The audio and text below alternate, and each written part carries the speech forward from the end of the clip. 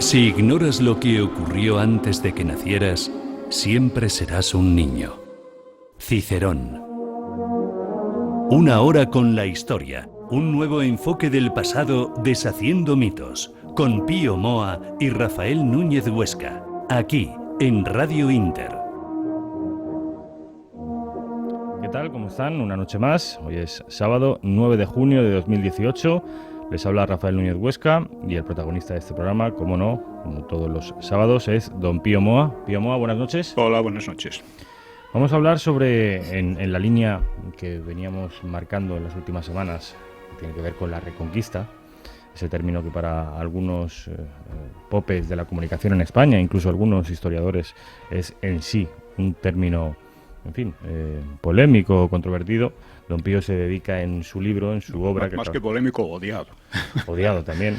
Se acaba Don Pío en su obra La Reconquista y España, que lleva 2 semanas a la venta, se dedica a derribar ese y otros mitos. Sospecho de Don Pío que hoy vamos a derribar otro, que se trata de... En fin, vamos a tratar, por mejor decir, la caída del reino hispanogodo. ¿No es así? Exactamente, que es un tema sobre el que se ha elucubrado muchísimo.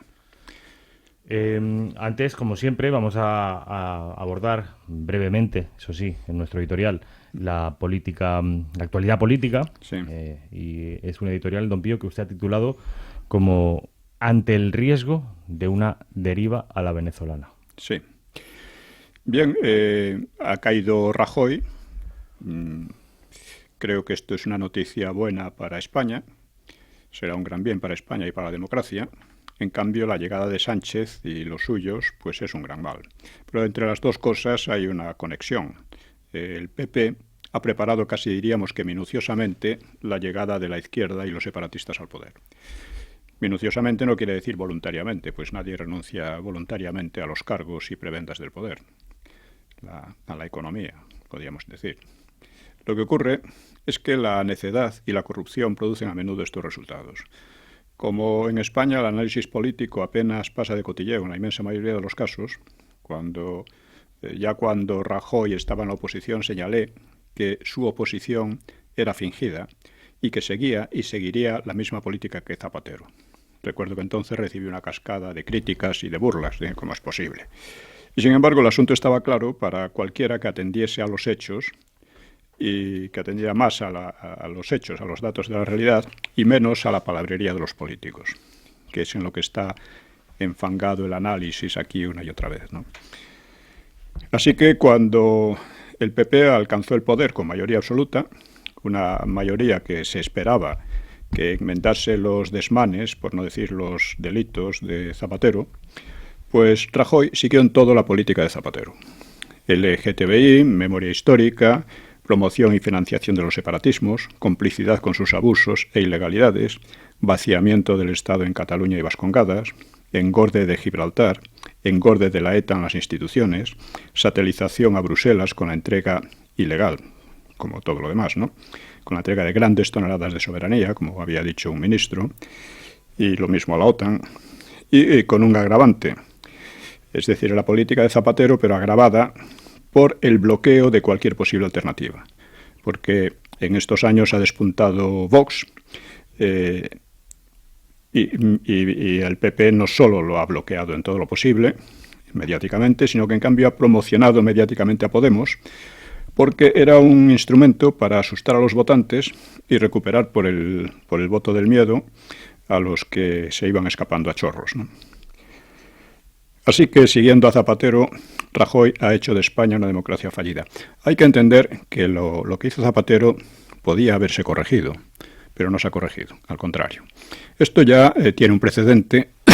Cuando Aznar llegó al poder y todo el mundo hablaba de una regeneración democrática, pero Aznar prefirió pasar página. Y claro, cuando los errores no se corrigen, generalmente se van envenenando y empeorando hasta llegar a la situación actual. Para el PP, la economía lo es todo. Este es el pensamiento más claro que ha tenido Rajoy, ¿no? Propiamente ni Rajoy ni su partido son políticos, pero la verdad es que tampoco descuellan en economía.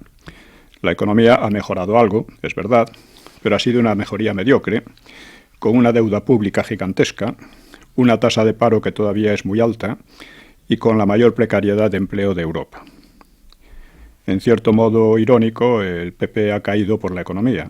Ha caído por Gürtel, corrupción económica, eso por una parte, y por otra por la traición, vamos a decir, del PNV a los presupuestos que ya habían negociado a base de nuevas concesiones a un partido que lo que se propone directamente es a destruir España, ¿no? Y, en fin, el PNV estas traiciones las ha practicado muchísimo a lo largo de su historia, ¿no? Una historia muy lúgubre.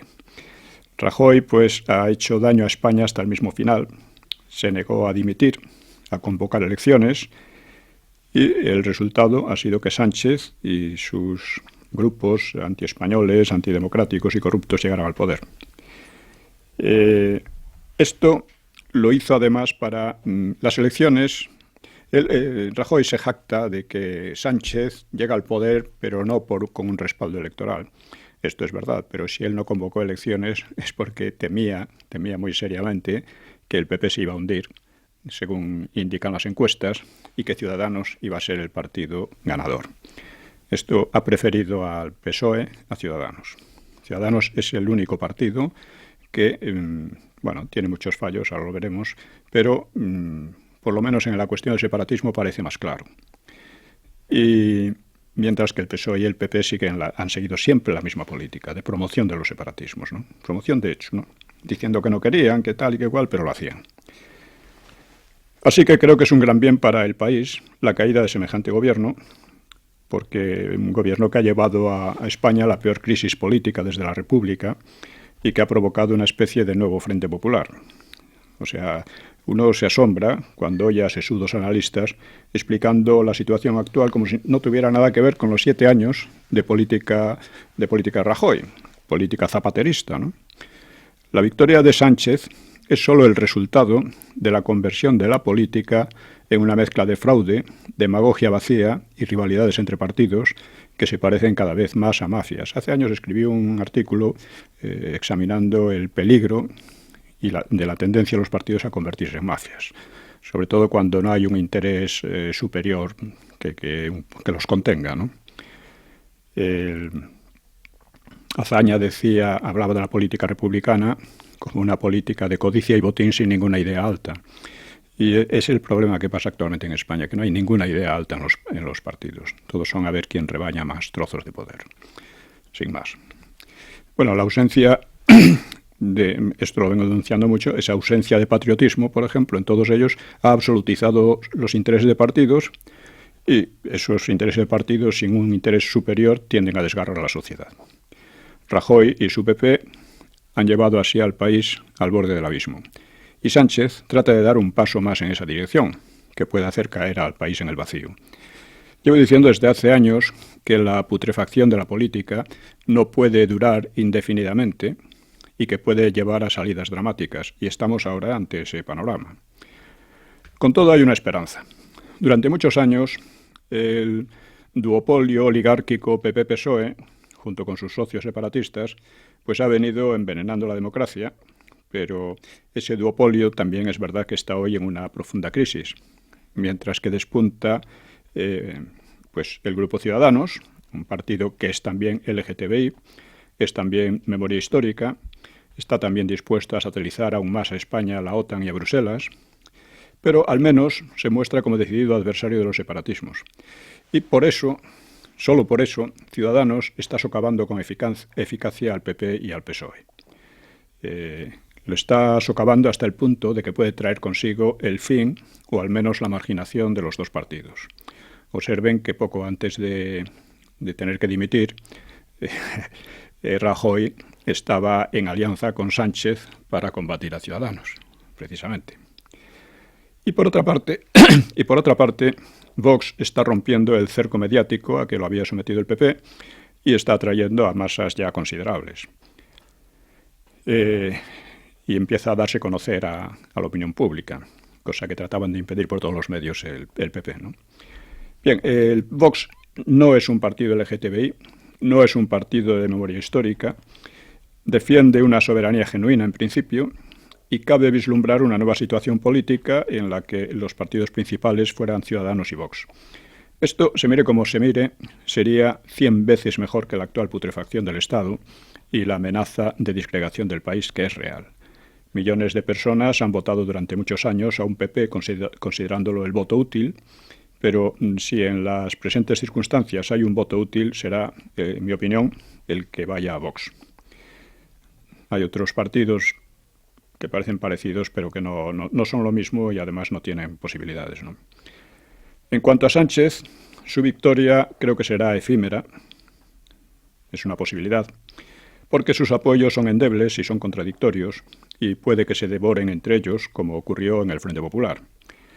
En el Frente Popular fue una alianza de separatistas, totalitarios y golpistas, que se odiaban entre ellos, y si se mantenían unidos hasta cierto punto, llegaron a guerras civiles entre ellos, ¿no?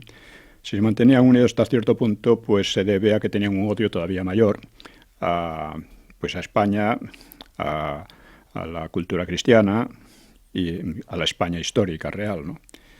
Esto es que la querían sustituir, la España real de la historia, pues por sus ideas sobre España, que no tenían, vamos, que se apoyaban en ideas de unos políticos mediocrísimos, ¿no?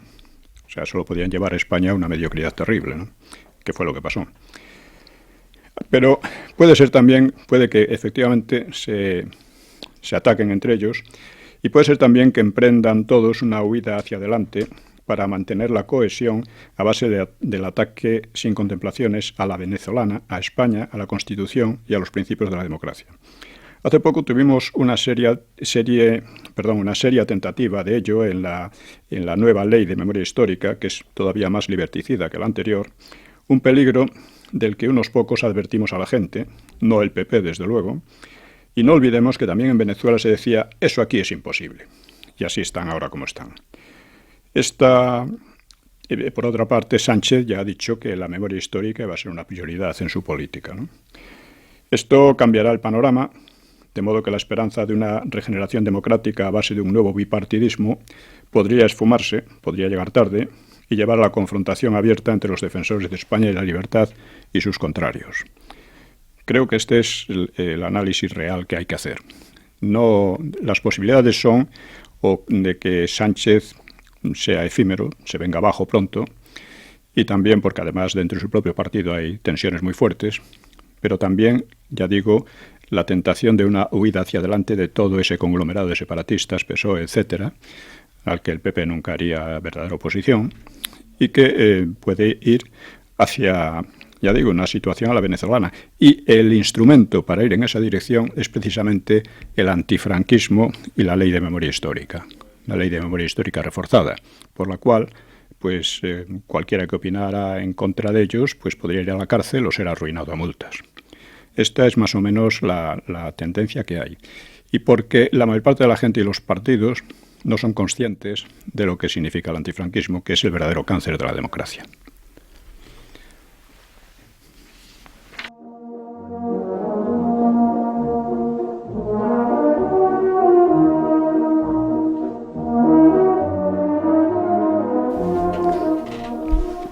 El antifranquismo, que es el verdadero cáncer de la democracia. Me parece una frase redonda que le ha quedado a usted, don Pío. Vamos ya con la... Sí, no olvide que el antifranquismo no venció a una democracia, sino a los intentos de disgregar a España y de implantar un régimen totalitario, y que no tuvo oposición democrática tampoco, lo cual es muy significativo. Los partidos ahora antifranquistas son también los partidos antidemócratas que están llevando al país a la situación en que estamos. Vámonos exactamente 1300 años atrás, 13 siglos atrás, a la caída del reino hispanogodo, don Pío. Bueno, vamos, el año 711 fue un año, lo explico con cierto detalle en el libro sobre la Reconquista. Fue un año decisivo por el cual España pudo haber entrado de manera definitiva en la órbita del Islam, en la órbita de África, y apartarse de Europa, del cristianismo, todo lo que ha significado histórica y culturalmente Europa, ¿no? Vamos a ver un poco cómo fue la cosa. Hacia finales de abril de ese año, 711, pues un ejército de bereberes, islamizados recientemente y mandados por Tariq Ben Siad, que era lugarteniente y había sido un poco esclavo, yo creo, de Musa ben Nusayr, el moro Musa famoso, pues que era el gobernante árabe del Magreb, pues llegó a Gibraltar. Gibraltar lleva su nombre, Jebel Tarik, o Monte de Tarik. Bueno, el número de sus soldados debió de ser unos 7.000, luego reforzados hasta 12.000 o 13.000, y habrían sido transportados desde Ceuta en barcos suministrados por el conde de la ciudad, don Julián, según unos era godo, según otros bizantino. La tradición dice que Julián había enviado a su hija Florinda, la Cava, a Toledo para educarse como joven de la nobleza, y que allí había sido violada por el rey Rodrigo. El padre, en venganza, habría facilitado a los moros el paso del estrecho, por lo que su nombre, don Julián, ha quedado como sinónimo de traidor. Este relato es incomprobable por falta de fuentes coetáneas, y muchos historiadores lo rechazan, pero no es inverosímil. Y el supuesto hecho pudo haberse combinado con la pertenencia de Julián al clan enemigo de don Rodrigo. Recordemos que estaban muy divididos el Estado godo entre partidarios de Rodrigo y partidarios de Witiza. Witiza había muerto, pero vamos, lo que representaban su partido, ¿no? Otro personaje turbio y legendario, don Opas, habría colaborado con los invasores. Opas aparece unas veces como jefe militar, otras como obispo, y como hermano o como hijo de Witiza, esto último muy improbable, por cuestiones cronológicas. Al igual que en tantas leyendas, se percibe en esta un fondo de realidad más o menos desfigurada por el tiempo y por las versiones orales que luego se han recogido en escritos, pero tardíamente, ¿no? Lo que es claro es que Tarik eligió un momento muy propicio, porque Rodrigo se ocupaba entonces de guerrear a gran distancia en el noreste peninsular contra vitizanos de Ágila o vascones, según otros, o contra los dos juntos, porque a veces vascones y disidentes de las oligarquías visigodas pues se aliaban, ¿no? Y esta información debió de haber llegado a Tarik por alguno de los enemigos de Rodrigo. No era infrecuente en España y en otros reinos que una fracción política se aliase con una fuerza exterior para que le ayudase a tomar el poder. Un caso se había dado en 552, cuando un bando visigodo había solicitado ayuda a los bizantinos, con el resultado de que estos ocuparon amplias zonas del sur y levante peninsular, de donde había sido muy difícil desalojarles, aunque se les había desalojado. Algo muy parecido, según todos los indicios, ocurrió en esta ocasión con los islámicos, solo que estos iban a ocupar toda España, no solo como los bizantinos. Y no solo unos meses o unos años, sino unos siglos. No, duraron bastantes años los bizantinos, ¿eh? ¿Sí? Sí, sí. Bueno, Rodrigo, cuando le llegó la noticia del desembarco, pues lo entendió como un asunto prioritario, así que abandonó su campaña en el noreste y reclutó rápidamente un gran ejército. Este ejército se ha estimado en cifras tan diversas como 100.000, 40.000 o 25.000 hombres. La cifra más probable es la última, la más pequeña, pero que aún así venía a ser el doble que la de los invasores. Pues, sospechosamente, la recluta no parece haber encontrado oposición de los vitizanos, contra quienes estaba probablemente combatiendo Rodrigo, de modo que pareció restablecerse la unidad política frente al enemigo exterior. Por tanto, Rodrigo debió de creer que los musulmanes serían fácilmente expulsados, como había ocurrido con incursiones anteriores. Bien, pues 3 meses después del desembarco, hacia el 19 de julio, tuvo lugar el choque entre ambos ejércitos por la zona del río Guadalete, o de la laguna de la Janda, en fin, son zonas muy próximas, ¿no? Las fuentes árabes y cristianas coinciden en que una parte del ejército godo abandonó a Rodrigo en el momento álgido del combate, por lo que sus tropas fueron envueltas y destruidas por los moros. Al-Akhbar Majmua, una recopilación de tradiciones, lo cuenta con viveza. Acercóse Rodrigo con la flor de la nobleza española y los hijos de sus reyes conferenciaron y se dijeron: «Este hijo de puta se ha adueñado de nuestro reino sin ser de estirpe real y siendo inferior a nosotros. Esa gente no trata de se refiere a los moros, no trata de establecerse en nuestro país. Lo único que busca es botín. Cuando lo consigan se marcharán y nos dejarán. Emprendamos la fuga en el momento del combate y el hijo de puta será derrotado». La expresión venía a ser hijo de puta. Curioso, hace 1300 años que ya se utilizaba esta Sí, expresión. hijo de mala mujer, cosas así. Vamos. Y así lo habrían hecho, facilitando que los moros exterminasen prácticamente a las tropas de Rodrigo. Y lo interesante es que los vitizanos no podían haber imaginado de repente que los invasores solo querían botín. Debían haberse puesto antes de acuerdo con ellos. Y a los árabes no les convenía recordar luego el pacto o acuerdo, que desde luego lo incumplieron. Sobre la traición no hay duda razonable, pues diversas fuentes la comentan, y un musulmán, descendiente de una nieta de Bitiza, se jactaba de que gracias a sus abuelos había penetrado el Islam en España, como expone Sánchez Albornoz. Vamos a ver ahora sobre los métodos de la yihad. O sea, unos métodos eran seguramente ya conocidos en España, porque se habían aplicado en todo el norte de África, y la derrota causó pánico. La gente huía al campo o a la sierra según se acercaban los moros, y digo moros porque eran moros, eran bereberes, no eran árabes. Y en las ciudades quedaban solo pequeñas guarniciones al mando de jefes que actuaban descoordinados, como explica la crónica del moro Rasis. Tuvo que haber tratos inmediatos entre los vitizanos y los moros para establecer la recompensa a estos, a los moros, la recompensa por su ayuda. Pero Táriq comprendió la debilidad en que había quedado el reino, emprendió sin tardanza una ofensiva para asegurar el dominio del sur. Así que sitió Sevilla, y al parecer tardó un mes en conquistarla. Ello dio tiempo a algunos hispanos a rehacerse parcialmente en Écija, y allí tropas y ciudadanos pues infligieron bastantes bajas a los moros, pero fueron finalmente vencidos y en gran parte exterminados.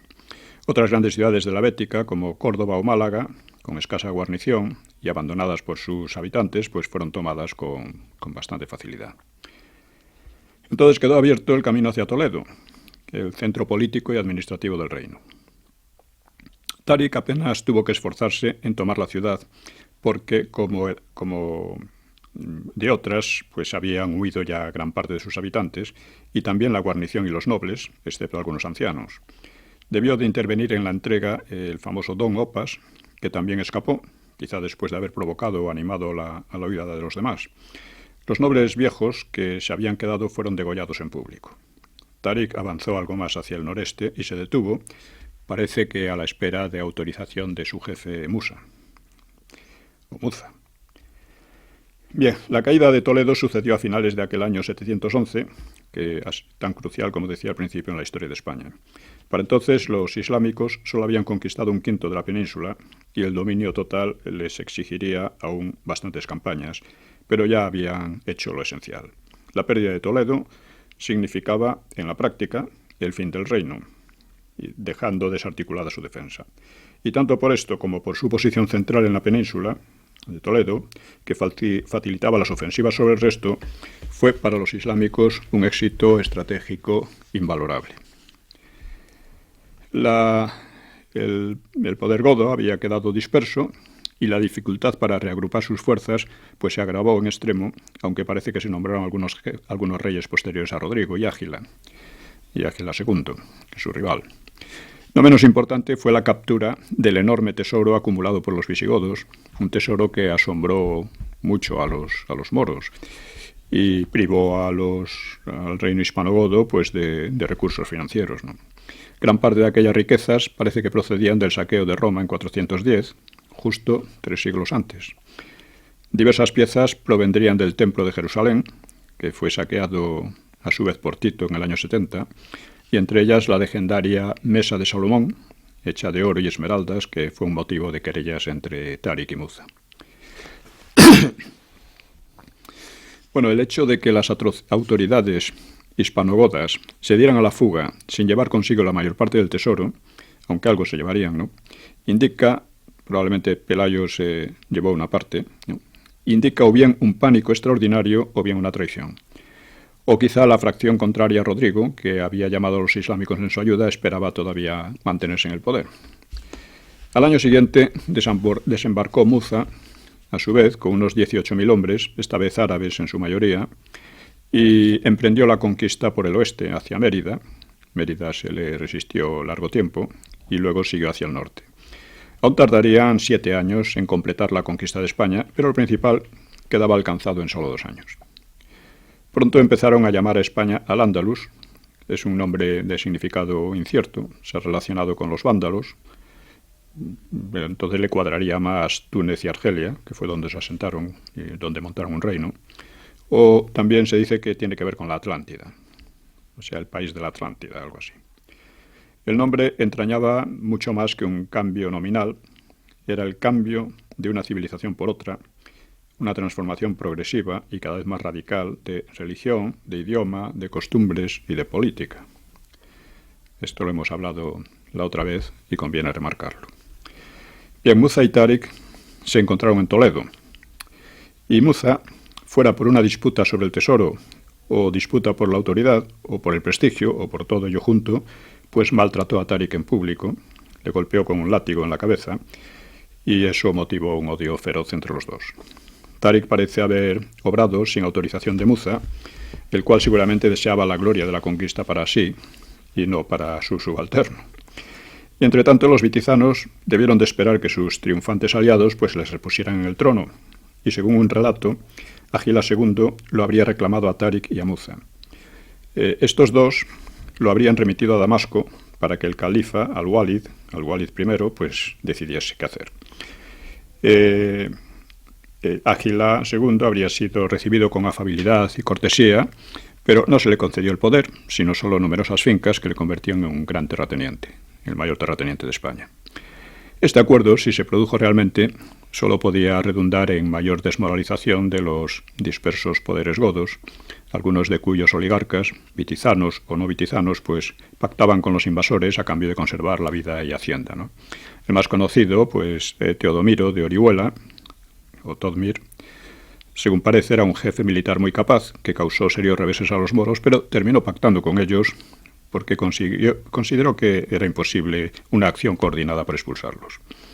Alguno más se convirtió oportunamente al Islam. Bien, pues las proezas de Tarik y Muza no iban a darles mucha felicidad a ninguno de ellos.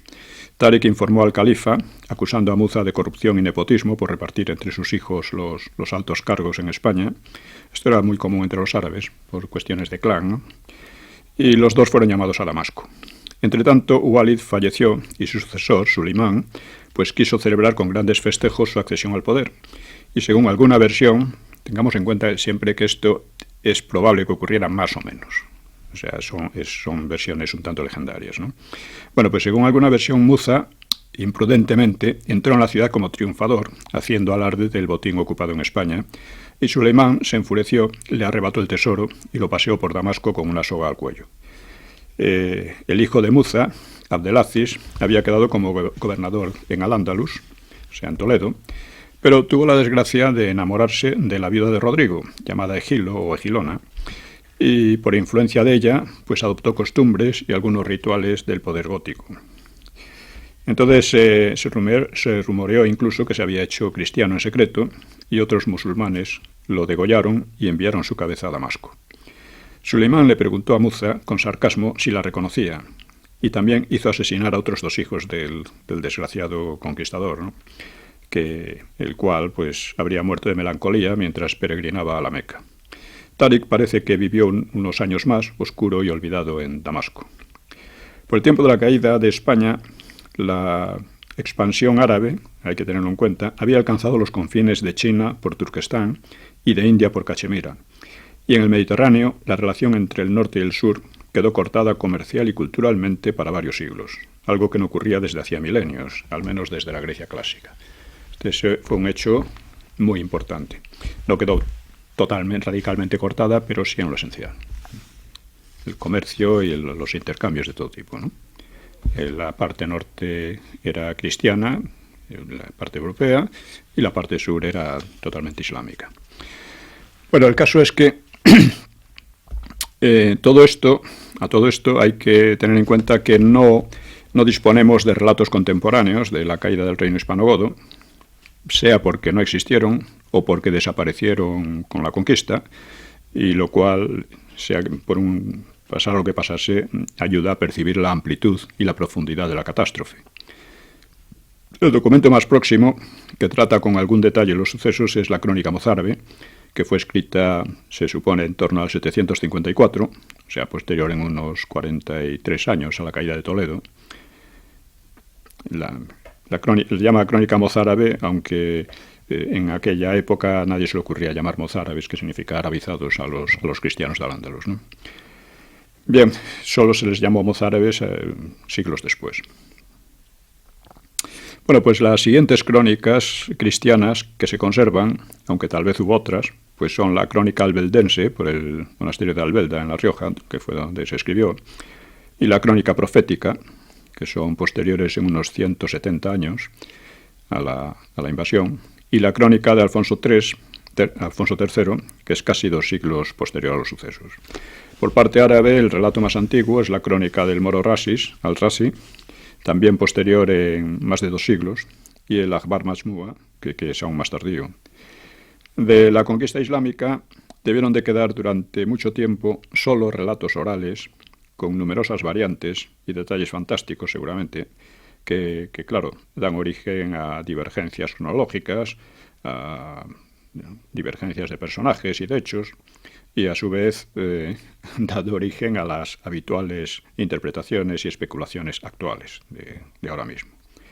Por ejemplo, muchos dudan de la existencia de don Julián, o de don Opas, o de la violación de Florinda, o de si Muza golpeó a Tarik, o de si fue Muza o Tarik quien tomó Toledo, o si ambos llegaron a Damasco bajo el poder de Al-Walid o de Suleimán, o de la ida de Ágil II a Damasco, etc.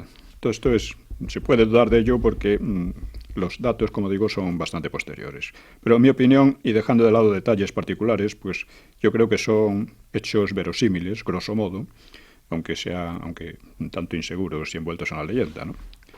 Si tenemos en cuenta la cantidad de versiones realmente inverosímiles que circulan sobre hechos tan recientes como la Guerra Civil Española del siglo XX, pues podemos hacernos cargo de ciertas dificultades historiográficas que no están solo relacionadas con la escasez de documentos. Aunque haya documentos en gran cantidad, la capacidad de enfocar las cosas al revés y de especular es tremenda, ¿no? Aquí tenemos que todavía la versión, vamos a decir, mayoritaria en la historiografía en la universidad, es que la guerra civil fue una lucha entre fascistas o reaccionarios por un lado y demócratas por otro. O sea, la versión hegemónica. Eso es destructivo de la propia democracia actual, es falso, radicalmente falso, y lo he demostrado ampliamente. Y bueno, hay que decir que la resistencia a la verdad es tan fuerte en gran medida debido a intereses ya creados. O sea, unos profesores que se han pasado años y años soltando unas historias peculiares, pues no van ahora. Puede haber alguno muy honrado que lo haga, pero en general no van ahora a echarse atrás, al contrario, se defienden con uñas y dientes, procurando silenciar lo contrario, ¿no? Bueno, el caso es que, al margen de episodios personales, lo cierto es que España cayó con relativa facilidad y que su causa real fue la división interna después de Wittiza. Esa facilidad impresionó en toda Europa y a muchos comentaristas e historiadores hasta hoy mismo. Por eso han surgido tantas especulaciones, desde las extravagantes que niegan la invasión, hasta los que suponen un reino en estado semicomatoso o en trance de protofeudalización, como dice Sánchez Albornoz, yo creo de manera muy errónea, o con una población oprimida por los impuestos, la cual habría acogido gustosa a los invasores por odio a un poder que sentían supuestamente como extraño y enemigo, en fin, etc. Esta última lucubración de los impuestos pues tiene la misma verosimilitud que achacar la rapidísima conquista de Francia por Alemania en la Segunda Guerra Mundial pues a simpatía de los franceses por los invasores debido a los impuestos o similares, ¿no? Cosa que por ahora no pretende nadie, aunque puede que a alguno se le ocurra. No sería de extrañar. La misma crónica de Rasis expone cómo la gente huía de las ciudades presa de pánico ante la cercanía de los musulmanes. O sea, eso de que los esperaban como liberadores, que es lo que vienen a decir esto, pues nada. Y ello nos vuelve también a la práctica de la yihad, porque a menudo se pinta con rasgos complacientes y hasta beatíficos, ¿no? Como un proceso de pactos con los jefes hispanos, más alguna violencia secundaria, Así que con eso se pasa de la supuesta complacencia del pueblo, de la población normal, se la pasan a los nobles. Todos eran muy complacientes con los invasores, parece ser. Bueno, se trata de una falsedad que Darío Fernández Morera se ha encargado de demoler a conciencia en el mito del paraíso andalusí. Lo cito de nuevo, creo que está traducido y debería ser bien conocido, ¿no? La táctica de la yihad consistía en el terror frente a cualquier resistencia, lo que no excluía componendas con quienes aceptasen someterse, siempre en condiciones de inferioridad y de humillación. Los acuerdos que los vencedores hacían con los que aceptaban su dominio, pues se cumplían o no, según les conviniese a los musulmanes, ¿no? El ejemplo más notable de esos acuerdos fue el del conde Casio. Casio es un nombre latino, pero era de un godo, ¿no? Que era gobernante de una comarca bastante extensa en torno al curso medio del Ebro. Y este Casio no solo colaboró con los árabes, sino que se islamizó él mismo y fundó una dinastía llamada los Banu Qasi, hijos de Casio, que amplió sus dominios durante más de un siglo y medio. Pero esos pactos solo eran posibles bajo el terror, porque se creía inútil una resistencia que solo atraería el exterminio de quienes lo intentaran. Era la política del terror, ¿no? Bueno, tanto las fuentes árabes como las hispanas coinciden en señalar la crueldad de la invasión, con matanzas y degollaciones similares a las del actual Estado Islámico, pero seguramente más amplias, ¿no? Muza ya había aniquilado revueltas bereberes y tenía práctica en estos métodos. En España incendió las ciudades que le resistían, crucificó, decapitó o descuartizó a prisioneros para infundir pavor general. En Córdoba, 300 cristianos que se rindieron fueron degollados. Lo mismo ocurrió en Toledo. A una rebelión en Sevilla siguió una matanza general. Mujeres y muchachos jóvenes eran apresados como esclavos sexuales.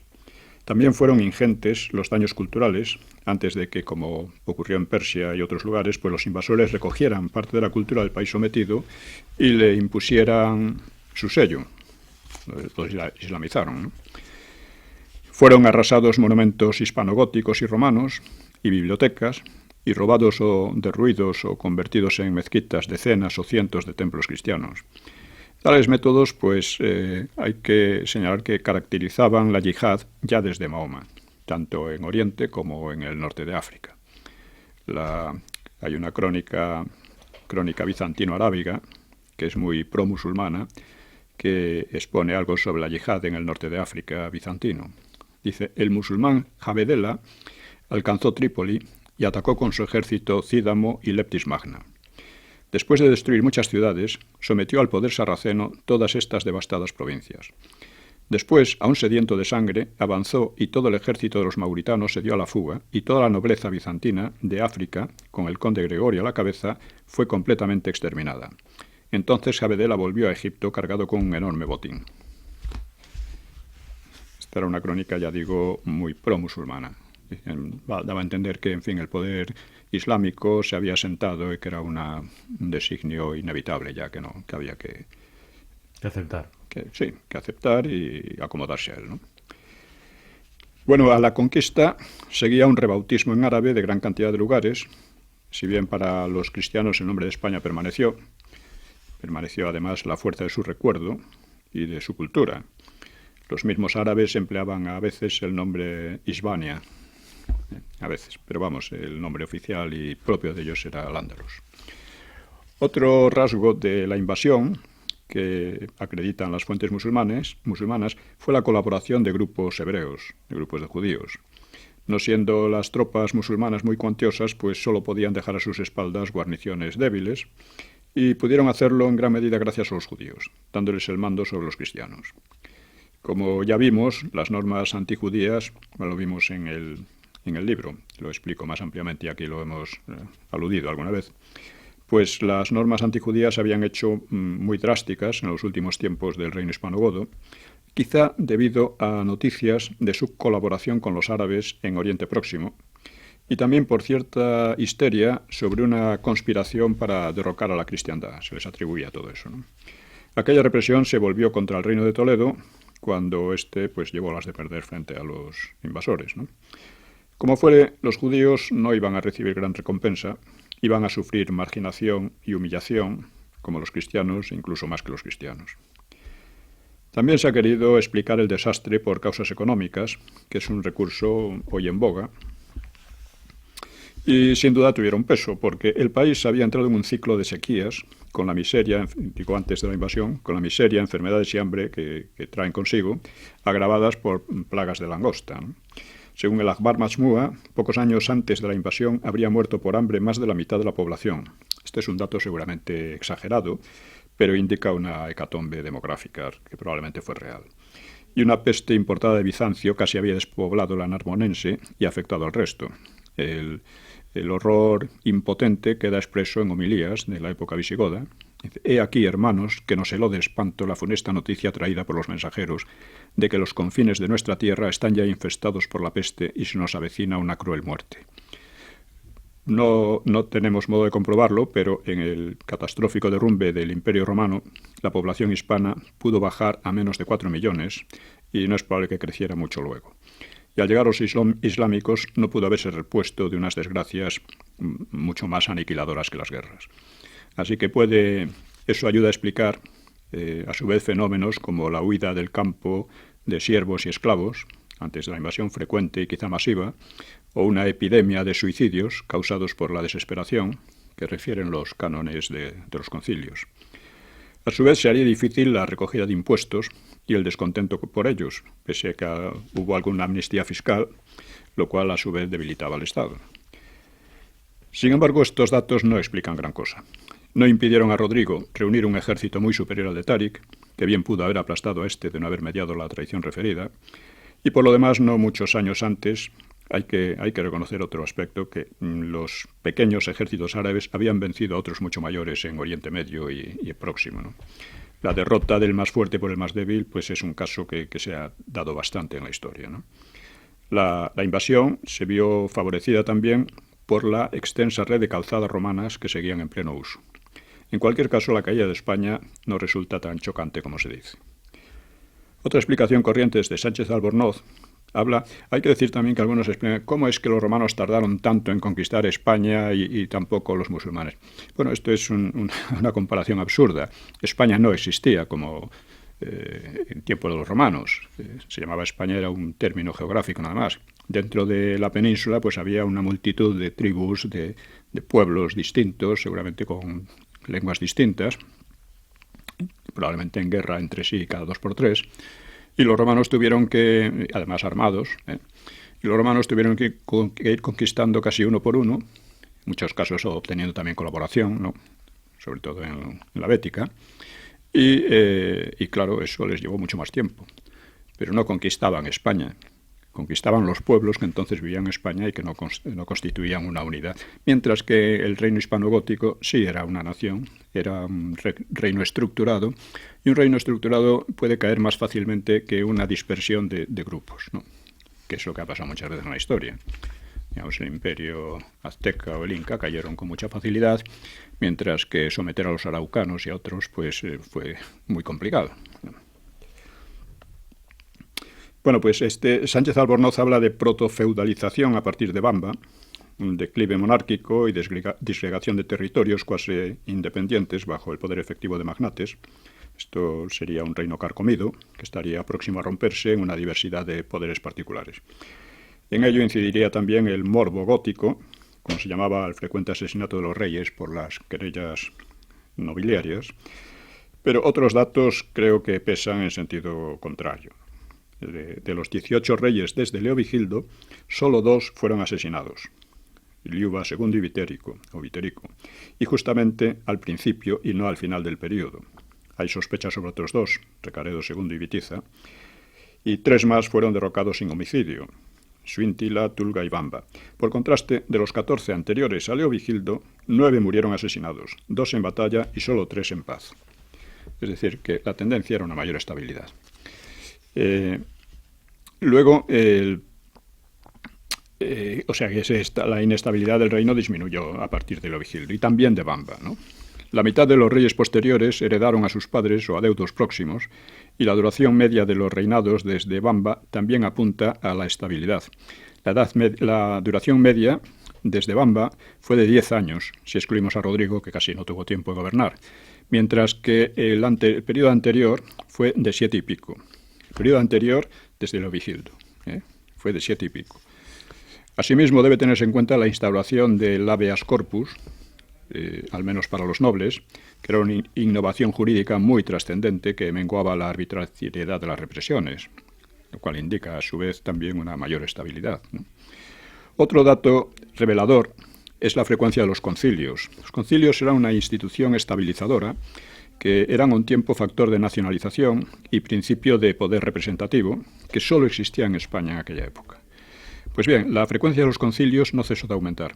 En los 92 años que median entre el siglo III, entre el tercero, el tercer concilio y el XII, el intervalo medio entre uno y otro es de algo más de 9 años.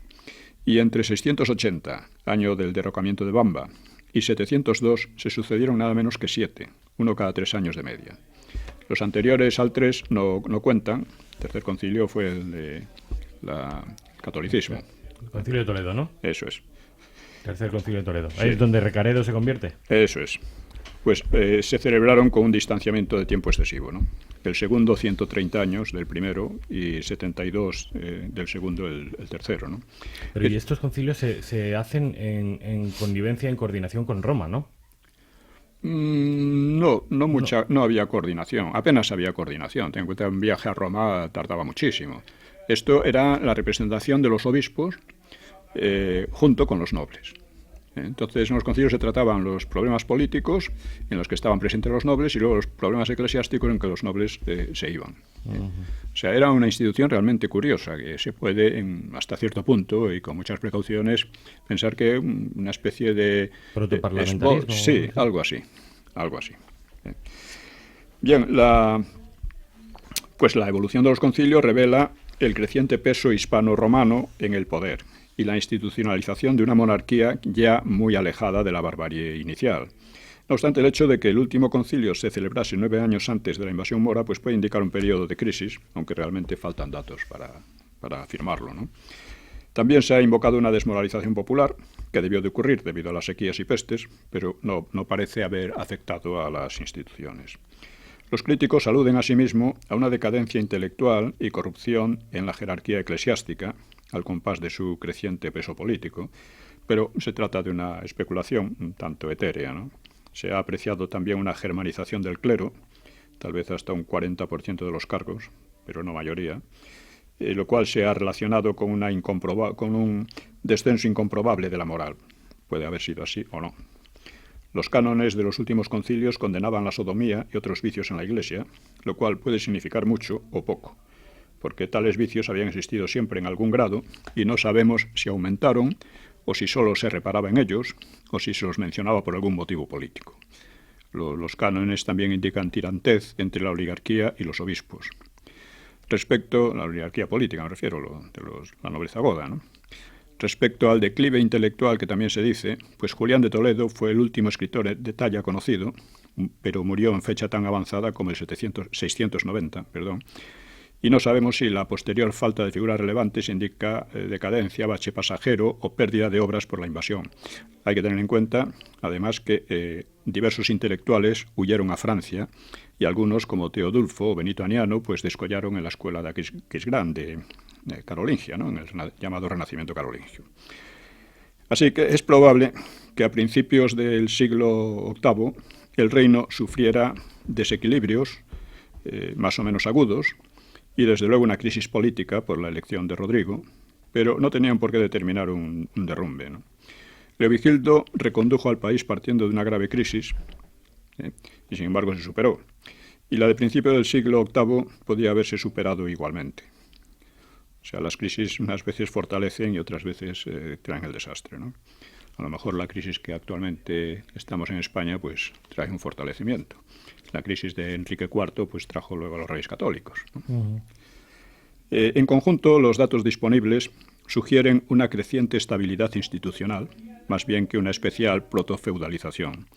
Como señala García Moreno es quizá el especialista en el reino hispano-godo más importante, pues como él señala, la pérdida de Toledo fue decisiva, lo cual indica una considerable centralización del Estado.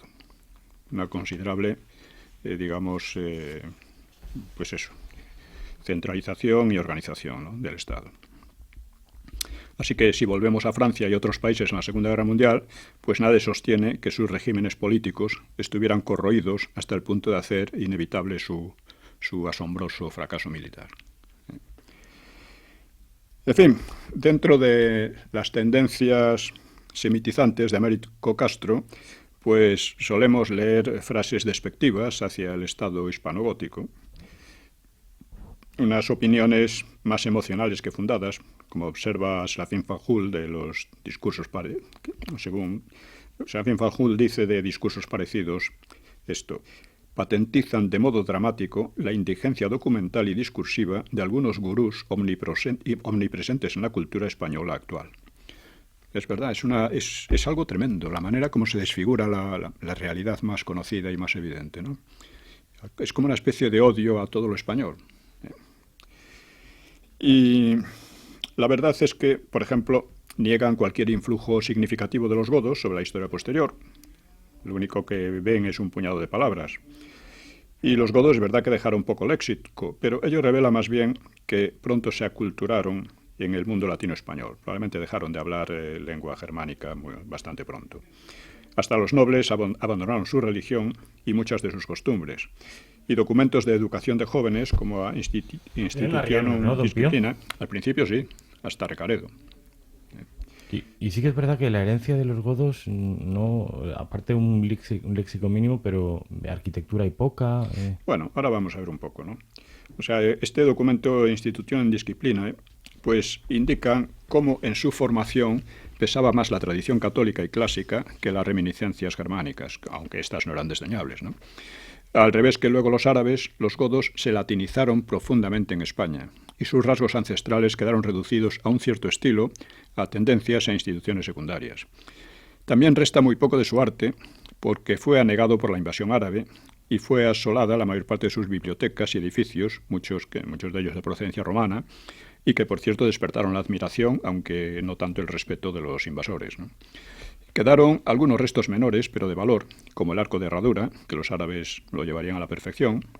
Luego sus tradiciones orales existieron, pero se han perdido, y la imposición musulmana impidió que alguien la recogiese, como harían siglo más tarde escritores europeos, por ejemplo, con las leyendas célticas, germánicas o vikingas. Esto quedó radicalmente extirpado, ¿no?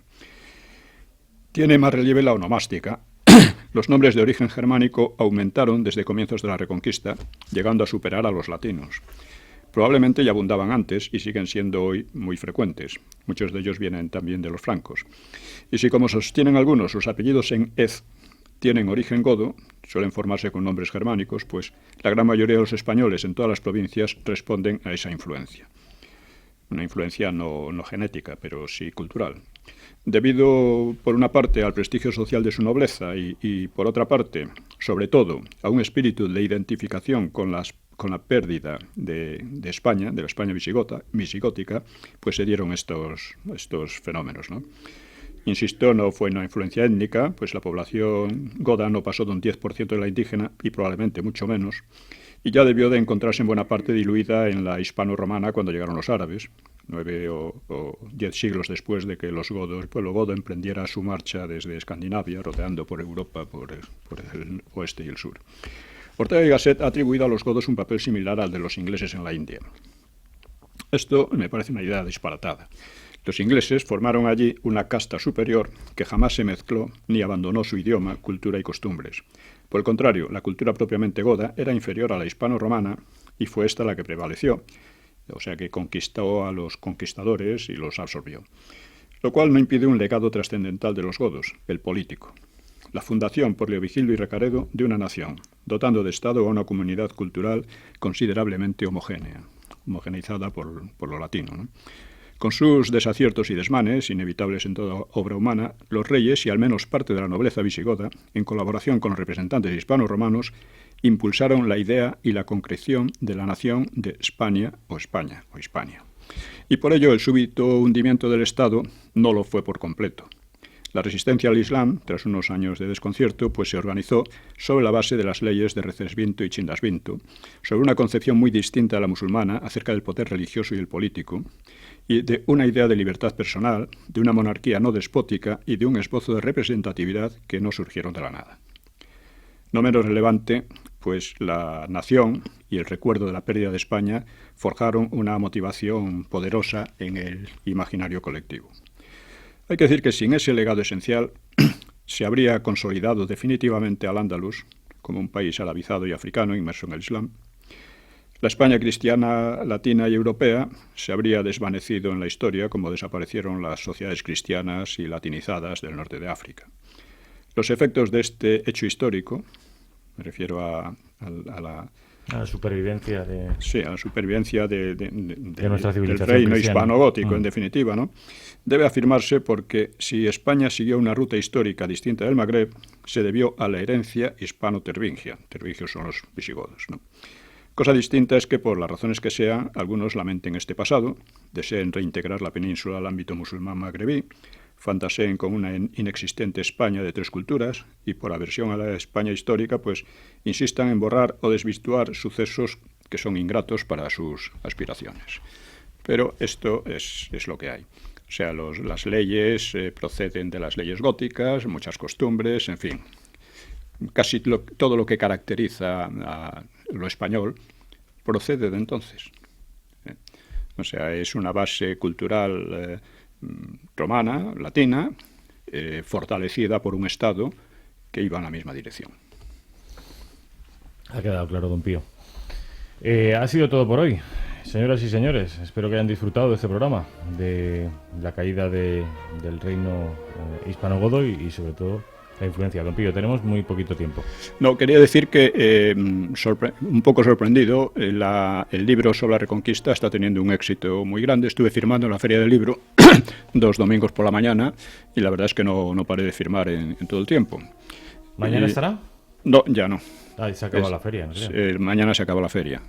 Pero he estado en las dos anteriores y, bueno, me dicen de la editorial que está teniendo una acogida y creo que se debe a que hay interés creciente por España. Durante muchos años se ha desvalorizado todo lo español y yo creo que hay un repunte que está viniendo muy bien. Yo voy ya por la mitad del libro y les puedo decir, queridos oyentes, que es un libro fantástico, que se lee bien, que es inteligible y que es sobre todo muy interesante. De manera que se lo recomiendo, La Reconquista y España. Don Pío, buenas noches. Buenas noches a todos.